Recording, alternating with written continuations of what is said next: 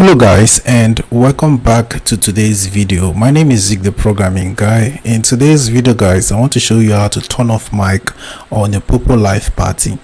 Alright, so it's very easy. Let's say you joined a live party and you turned on your mic, or you just grabbed a seat and people who are on the party can hear you speak. Alright, and you want to turn off the mic so that they won't hear you speak. It's very easy.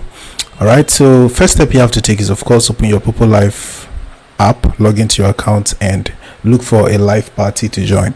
Right, after joining a live party and grabbing a seat, if you want to grab a seat, you can see the seat icon on any of these. You can just click on that to grab a seat. So once you grab a seat, automatically your mic will be turned on. All right, so if you want to turn it off, it's very easy.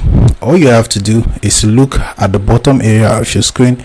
You'll find this mic icon right there. Go ahead and click on it. Once you click on it, you will notice a line crossed on the mic. It simply means that the mic is turned off. So that's it guys, on how to turn off mic on Poppo Live Party.